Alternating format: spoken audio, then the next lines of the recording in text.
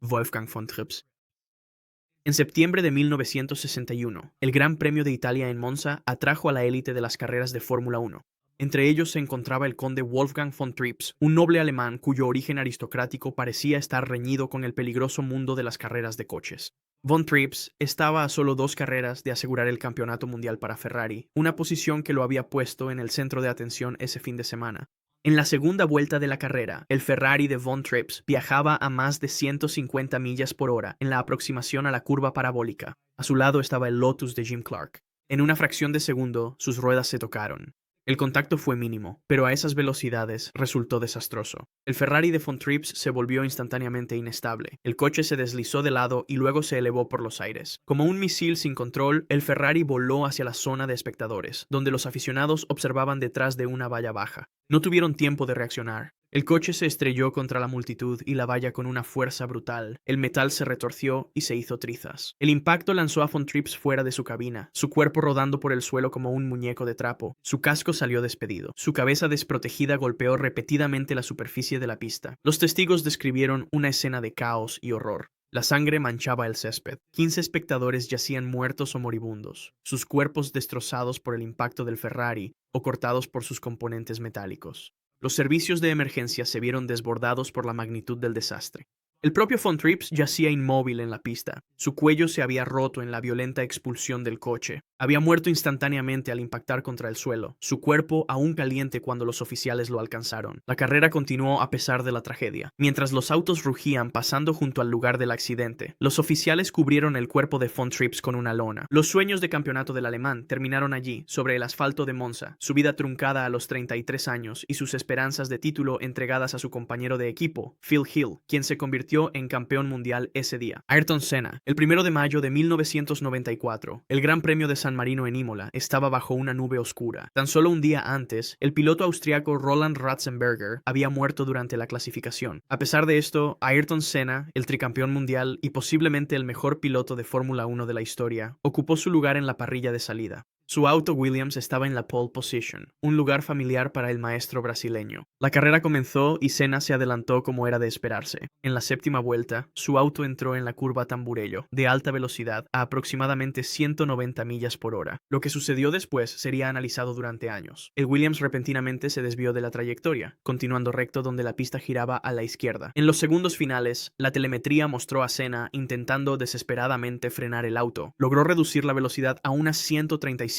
millas por hora antes del impacto, pero no fue suficiente. El Williams se estrelló contra la barrera de concreto en un ángulo que resultó fatal. Al impactar, una pieza de la suspensión se desprendió. Como una jabalina, atravesó el casco de fibra de carbono y penetró en la cabeza de Senna. La rueda delantera derecha y el conjunto de la suspensión fueron empujados de regreso hacia la cabina, golpeando su casco con una fuerza tremenda. La sangre se acumuló de inmediato dentro de su casco. Cuando los equipos médicos lo alcanzaron, Senna seguía sentado en su auto, inmóvil pero con vida, la cabeza ligeramente inclinada y la sangre escurriendo por debajo de la visera. Los médicos de pista le practicaron una traqueotomía de emergencia en el lugar, sabiendo que cada segundo era crucial. El helicóptero esperaba para trasladarlo al Hospital Maggiore en Bolonia. Aunque su corazón seguía latiendo, las tomografías revelaron lesiones cerebrales. A las 18:40, los médicos anunciaron lo que millones temían. Ayrton Senna había muerto. Brasil declaró 3 días de duelo nacional. Se estima que 3 millones de personas se congregaron en las calles de Sao Paulo para su funeral. El piloto que parecía invencible en la pista se había ido a los 34 años, su leyenda inmortalizada en ese momento fatal final en Tamburello.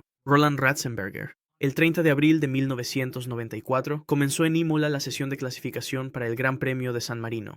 Roland Ratzenberger, un piloto austríaco que competía en apenas su tercera carrera de Fórmula 1, estaba presionando con fuerza con su Simtek Ford. A sus 34 años, Ratzenberger era mayor que la mayoría de los novatos, pues había ascendido en las filas del automovilismo con determinación en lugar de fanfarrias. Durante su vuelta rápida, el coche de Ratzenberger golpeó un bordillo en la chicana de Ache Minerali. El impacto dañó su alerón delantero, pero en vez de regresar a boxes, continuó con su intento de clasificación. Los ingenieros que observaban desde el muro de boxes podían ver cómo el alerón vibraba peligrosamente mientras el coche aceleraba por la recta. Al acercarse a la curva Villeneuve, a más de 190 millas por hora, el alerón de fibra de carbono, ya comprometido, finalmente cedió. En un instante, se dobló bajo el coche, eliminando toda la carga aerodinámica y dejando el Simtek fuera de control. Ratzenberger era ya un pasajero en un misil sin control. El coche se desvió a a la derecha. La telemetría a bordo registró una corrección en el volante antes del impacto. Fue inútil.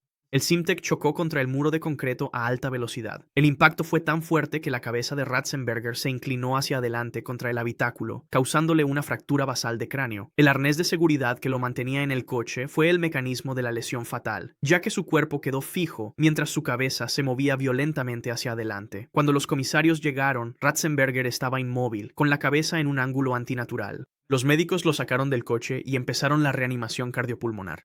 Un helicóptero lo esperaba cerca para evacuarlo al Hospital Maggiore de Bolonia. A pesar de sus esfuerzos, Ratzenberger fue declarado muerto a su llegada. La causa oficial fue catalogada como una fractura de base del cráneo, una lesión que más tarde conduciría al uso obligatorio de dispositivos de soporte de cabeza y cuello en los deportes de motor. Su muerte, aunque pronto eclipsada por la decena al día siguiente, marcó la primera fatalidad en un fin de semana de Gran Premio en 12 años. Tom Price. El 5 de marzo de 1977, el Gran Premio de Sudáfrica comenzó en Kyalami. Tom Price, un talentoso piloto galés del equipo Shadow, era conocido por su velocidad natural y su tranquila determinación. A sus 27 años, muchos en el paddock lo consideraban un futuro campeón, y su carrera apenas comenzaba a florecer en el peligroso mundo de la Fórmula 1 de los años 70. En la vuelta 22, el coche de Renzo Sorzi se detuvo al costado de la pista debido a un pequeño incendio en el motor. Dos comisarios desde el lado opuesto del circuito corrieron a través de la pista para ayudar con extintores. El primero logró cruzar a salvo. El segundo, Frederik Jansen van Buren, de 19 años, no tuvo la misma suerte.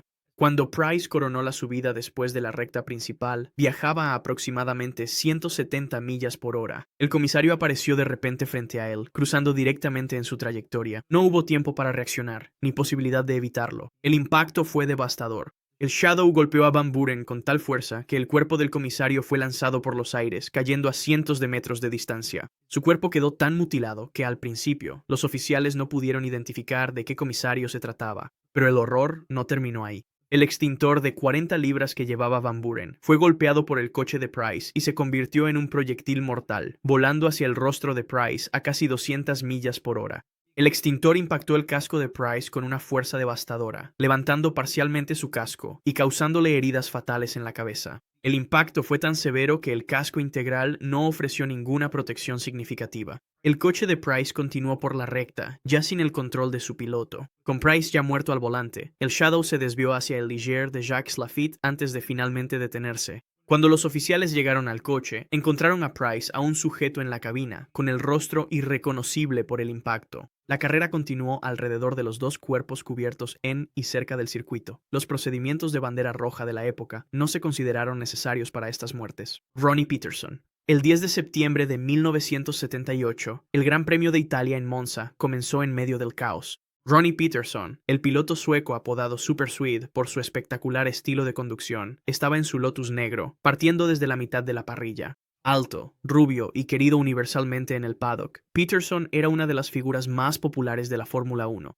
Cuando las luces cambiaron, el grupo de potentes autos aceleró hacia la primera chicana. La estrecha pista no podía acomodar a los 24 autos luchando por posición. El McLaren de James Hunt se desvió levemente, tocando a otro auto. En un instante, lo que había sido una parrilla ordenada se convirtió en una masa de máquinas girando y chocando entre sí. El Lotus de Peterson chocó contra las barreras a gran velocidad. El impacto aplastó la parte delantera y atrapó sus piernas entre el metal retorcido. En cuestión de segundos, los restos del auto estallaron en llamas. El combustible de los tanques rotos se encendió, rodeando a Peterson de fuego. Varios pilotos, incluido James Hunt, se detuvieron y corrieron de regreso hacia el Lotus en llamas. Sacaron a Peterson del infierno antes de que sufriera quemaduras graves, pero el daño en sus piernas ya estaba hecho. Ambas estaban gravemente fracturadas, con múltiples fracturas expuestas claramente visibles mientras lo colocaban sobre la pista. Cuando llegaron los equipos médicos, Peterson estaba consciente y hablando. Sus lesiones, aunque graves, no parecían poner en peligro su vida. Fue trasladado al Hospital Niguarda en Milán, donde las radiografías confirmaron al menos 27 fracturas en sus piernas y pies. Los médicos decidieron operar de inmediato para estabilizar las fracturas. Lo que nadie se dio cuenta fue que la médula ósea de las múltiples fracturas ya había entrado en el torrente sanguíneo de Peterson. Durante la noche desarrolló un síndrome de embolia grasa. Pequeñas gotas de grasa comenzaron a bloquear pequeños vasos sanguíneos en sus pulmones y cerebro. Su respiración se volvió dificultosa. Sus órganos comenzaron a fallar uno por uno porque el oxígeno no podía llegar a sus tejidos. Por la mañana, Peterson se encontraba en estado crítico. Su esposa, Bárbara, corrió a su lado, pero llegó demasiado tarde. A las 9:55 am del 11 de septiembre, Ronnie Peterson murió a los 34 años, no por quemaduras o trauma inmediato, sino por un daño interno insidioso que nadie había detectado a tiempo. Julio Bianchi.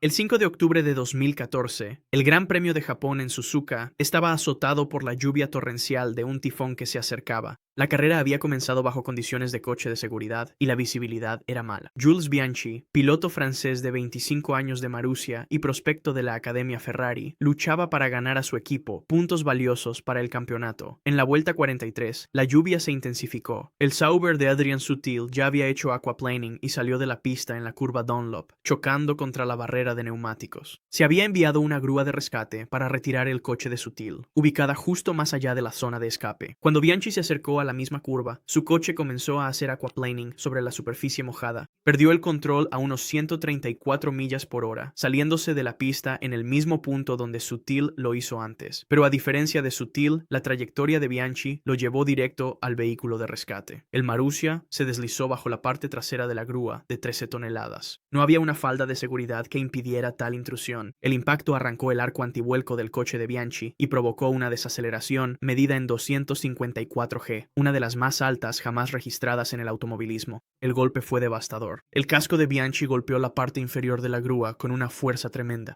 Aunque la carcasa de fibra de carbono permaneció intacta, la repentina desaceleración causó una devastadora lesión axonal difusa en su cerebro. Cuando los equipos médicos llegaron a él, estaba inconsciente pero respiraba. Extraído cuidadosamente del habitáculo destruido, Bianchi fue trasladado en ambulancia al Hospital Universitario ME. Los neurocirujanos realizaron una cirugía de emergencia inmediata para tratar el trauma cerebral crítico, pero el pronóstico fue sombrío desde el principio. Bianchi nunca recuperó la conciencia. Durante 9 meses permaneció en coma, con su familia manteniendo una vigilia constante. Las máquinas lo mantenían respirando mientras los médicos explicaban repetidamente la naturaleza irreversible de sus lesiones cerebrales. El 17 de julio de 2015, Jules Bianchi murió en un hospital en Niza, Francia, con apenas 25 años de edad. Se convirtió en el primer piloto en morir por lesiones en carreras de Fórmula 1 en 21 años, rompiendo un récord de seguridad del que el deporte se había sentido orgulloso desde la muerte de Ayrton Senna.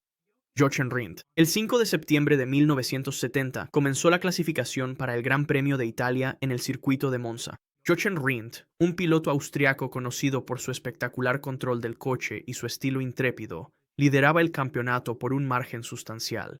A los 28 años, finalmente había conseguido un coche competitivo con el equipo Lotus, después de años de lucha en máquinas menos fiables. Rindt estaba presionando al máximo durante la sesión, decidido a asegurarse la pole position, a pesar de las preocupaciones sobre la seguridad de su coche. El Lotus 72 era rápido pero frágil. Su diseñador, Colin Chapman, era famoso por construir coches ligeros, innovadores y a menudo al límite de la integridad estructural. Cuando Rindt se acercaba a la curva parabólica a aproximadamente 175 millas por hora, algo salió catastróficamente mal. Una investigación posterior reveló que se rompió un eje de freno, provocando una pérdida total de frenado. En ese momento, Rindt fue un pasajero en una máquina incontrolable. El Lotus giró a la izquierda, deslizándose hacia la barrera de protección. En 1970 no había zona de escape, solo una delgada barrera metálica entre la pista y los árboles detrás. El Lotus se estrelló bajo la barrera de protección a gran velocidad y el borde metálico cortó la parte delantera del coche como un cuchillo. Rindt solo llevaba el cinturón abdominal, ya que se negó a usar los arneses de hombro porque le impedían moverse en el habitáculo.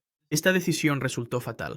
Cuando el coche desaceleró violentamente, el cuerpo de Rindt siguió avanzando. El impacto lo empujó hacia abajo en el habitáculo, y el borde del volante le aplastó la garganta y el pecho contra el cinturón abdominal. Cuando los trabajadores de la pista llegaron, encontraron a Rindt vivo, pero inconsciente y herido. Su garganta sufrió un traumatismo severo que bloqueó sus vías respiratorias. A pesar de los frenéticos intentos por salvarlo, Jochen Rindt fue declarado muerto al llegar al hospital. La temporada continuó sin él, pero ningún piloto pudo superar la ventaja de puntos de Rindt. 2 meses después, se convirtió en el único campeón mundial póstumo de la Fórmula 1, y su viuda, Nina, recogió el trofeo que él nunca sostendría, François Severt. El 6 de octubre de 1973, se estaba llevando a cabo la última sesión de clasificación para el Gran Premio de Estados Unidos en Watkins Glen. François Severt, el apuesto piloto francés de 29 años de Tyrrell, estaba siendo preparado como el sucesor de su compañero de equipo y mentor, Jackie Stewart. Con su apariencia de estrella de cine y su velocidad natural, Severt representaba el futuro de la Fórmula 1, una estrella en ascenso en una época peligrosa. Stewart estaba listo para retirarse tras esta carrera, su gran premio número 100, y había estado enseñando a Severt todo lo que sabía. El francés quería demostrar que estaba listo para liderar el equipo con una actuación sólida en la clasificación del sábado. Cuando Severt se acercaba a la desafiante sección de las heces en subida a unas 150 millas por hora, su Tyrrell de repente se desvió bruscamente a la derecha. Nunca se determinaría de manera definitiva qué causó la pérdida inicial de control. El coche chocó contra la barrera de protección del lado derecho con una fuerza tremenda y luego rebotó a través de la pista hasta la barrera del lado izquierdo. El segundo impacto fue aún más violento que el primero. El Tyrrell golpeó en un ángulo tal que fue lanzado a una serie aterradora de rotaciones. El coche comenzó a desintegrarse, con piezas esparciéndose por la pista, mientras el monocasco se retorcía y contorsionaba. La fuerza fue tan extrema que la barrera de protección se dobló, creando una abertura que permitió que el coche pasara parcialmente a través de ella. Cuando el Tyrrell finalmente se detuvo, era casi irreconocible. El coche azul había sido destrozado, con Severt aún sujeto dentro de lo que quedaba de la cabina. Las barreras habían atravesado el vehículo, cortándolo efectivamente en dos. Jackie Stewart, que venía detrás en la pista, llegó a la escena momentos después. Reconoció de inmediato el coche azul destruido y se detuvo. Lo que vio fue tan horrendo que más tarde se negaría a describirlo en detalle. Severt había sufrido heridas mortales. Su cuerpo fue parcialmente desmembrado por las barreras metálicas. La muerte fue instantánea. Los oficiales cubrieron rápidamente los restos con una lona. El equipo Tyrrell se retiró inmediatamente de la carrera. La ilustre carrera de Jackie Stewart terminó no con una última carrera, sino con la muerte de su protegido, Piers Courage. El 21 de junio de 1970 se celebraba en el circuito de Zandvoort el Gran Premio de Holanda. Piers Courage, un piloto británico de una rica familia cervecera, pilotaba un coche de Tomaso para el equipo Frank Williams. A los 28 años, Courage era conocido por su origen aristocrático y su actitud despreocupada, un regreso a los pilotos caballeros de una época anterior. Para la vuelta 23, Courage estaba presionando al máximo. El motor Ford Cosworth del de Tomaso rugía mientras él navegaba por las curvas fluidas del circuito. Al acercarse a la rápida curva a la derecha en Tunnel Oost, ocurrió el desastre. La suspensión de su coche falló repentinamente, probablemente debido a una fatiga del metal que no había sido detectada. Sin previo aviso, el de Tomaso se desvió de la pista a casi 150 millas por hora. El coche chocó contra la arena blanda que bordeaba el circuito, se hundió y comenzó una violenta serie de vuelcos. Con cada impacto, se desprendían partes del coche. Una de las ruedas delanteras, aún unida al conjunto de la suspensión, fue arrancada y salió volando. En un cruel giro del destino, esta rueda y el conjunto de la suspensión cayeron directamente sobre la zona del habitáculo. El impacto fue violento, causando instantáneamente heridas fatales en la cabeza de Courage, pero lo que siguió hizo la escena aún más horrenda. Los componentes de magnesio del chasis del de Tomaso, ligeros pero altamente inflamables, se incendiaron tras el impacto. En cuestión de segundos, los restos quedaron envueltos en intensas llamas blancas que ardían a más de 3000 grados. Los incendios de magnesio no pueden extinguirse por medios convencionales, y el calor era tan intenso que los comisarios no podían acercarse. Dentro del chasis en llamas, el cuerpo de Courage fue consumido por el infierno. El calor era tan extremo que incluso su casco se derritió en el incendio. Los trabajadores de la pista permanecieron impotentes, incapaces de intervenir mientras el fuego ardía con una ferocidad imparable. Cuando las llamas finalmente se extinguieron, dejando solo un chasis ennegrecido, los oficiales médicos se enfrentaron a la sombría tarea de recuperar lo que quedaba. La gravedad del incendio había hecho que la escena fuera casi irreconocible como un coche de carreras. La carrera continuó y Jackie Stewart finalmente se llevó la victoria, aunque sus celebraciones fueron notablemente contenidas. Riccardo Paletti. El 13 de junio de 1982, el Gran Premio de Canadá estaba a punto de comenzar en el Circuit Gilles Villeneuve de Montreal. Entre los pilotos en la parrilla se encontraba Riccardo Paletti, un novato italiano de 23 años que competía en apenas su segunda carrera de Fórmula 1. Conduciendo para el pequeño equipo Osella, Paletti estaba decidido a dejar su huella en el deporte tras un difícil debut en el Gran Premio de Mónaco a principios de esa temporada. Cuando el encargado de la salida levantó la bandera verde, el Ferrari de Didier Pironi se quedó parado en la pole position. Las luces amarillas de advertencia parpadearon, pero en los días previos a las sofisticadas comunicaciones por radio, muchos pilotos en la parte trasera no tenían forma de saber que había un coche detenido delante. El grupo comenzó a esquivar el Ferrari varado, pero Paletti, que partía desde el fondo, tenía visibilidad limitada. Cuando vio el coche de Pironi, ya era demasiado tarde. El Osella de Paletti chocó contra la parte trasera del Ferrari a casi 110 millas por hora. El impacto fue tan fuerte que la parte delantera del coche quedó destrozada, empujando la suspensión y el motor hacia el habitáculo donde Paletti estaba sujeto con el cinturón. El joven italiano quedó atrapado en los restos, consciente pero incapaz de moverse mientras su pecho estaba aplastado contra la columna de dirección. Los rescatistas intentaron llegar a él, pero sus esfuerzos se complicaron cuando el combustible comenzó a filtrarse de los tanques rotos. Apenas 30 segundos después del impacto inicial, el combustible derramado se encendió. Las llamas envolvieron el Osella destrozado con Paletti aún atrapado dentro. Pironi y varios comisarios lucharon contra el fuego con extintores, manteniendo las llamas a raya hasta que el personal médico llegó a Paletti. Cuando finalmente lo extrajeron de los restos en llamas, Paletti seguía con vida, pero apenas podía respirar.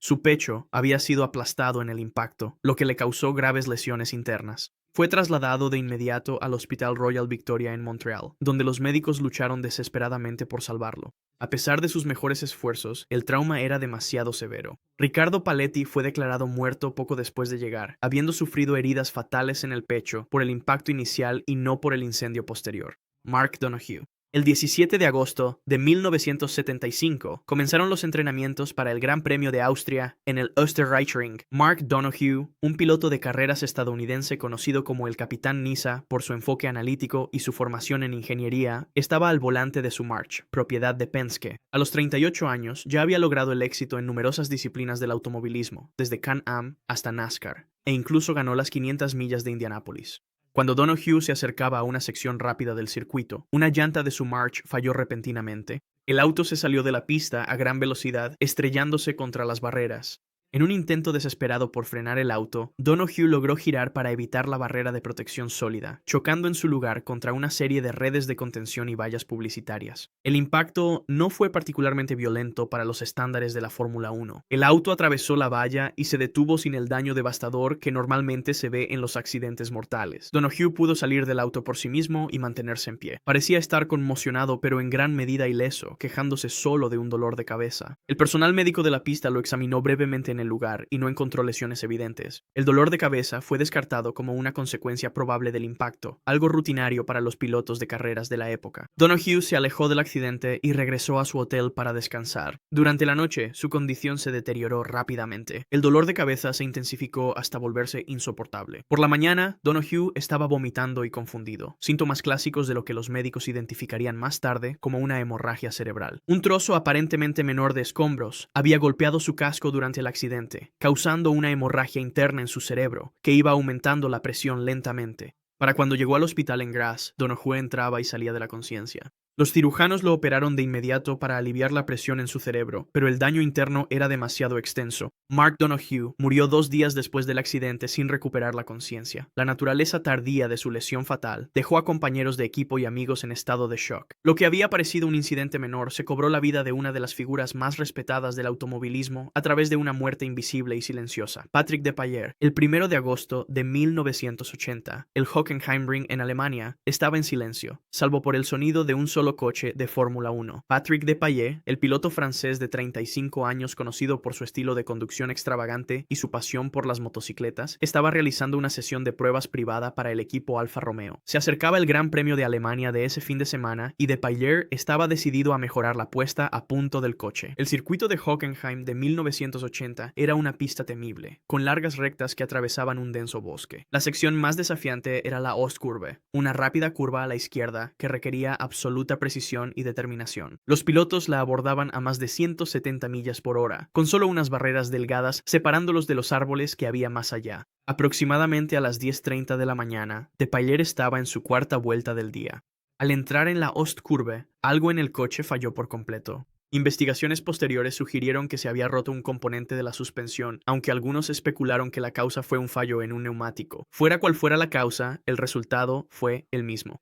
El Alfa Romeo se volvió instantáneamente incontrolable a máxima velocidad. El coche giró bruscamente de lado y luego se elevó por el aire. Por un breve momento, la máquina roja voló por el aire antes de estrellarse contra las barreras de Armco con una fuerza devastadora. El impacto fue tan violento que el coche se desintegró, esparciendo piezas por la pista y hacia el bosque. La sección del habitáculo, con Depailler aún sujeto dentro, quedó detenida contra las barreras destrozadas. No hubo fuego, pero el daño al coche y al piloto ya estaba hecho. Las fuerzas del impacto causaron un trauma masivo en el cuerpo de Depailler, aplastando su pecho y cabeza. Cuando los operarios de pista llegaron a los restos, encontraron a Depailler inmóvil. No fue necesaria ninguna intervención médica. La fuerza del accidente lo mató al instante. Su cuerpo permaneció en el habitáculo retorcido, sus manos aún sujetando el volante, un testimonio final de un piloto que nunca levantaba el pie del acelerador. La ironía no pasó desapercibida para quienes lo conocían. Depailler, un hombre que había sobrevivido a innumerables accidentes de motocicleta y que anteriormente se había roto ambas piernas en un accidente de ala delta, murió mientras probaba mejoras de seguridad en un coche que al final no pudo salvarlo. Helmut Koenig.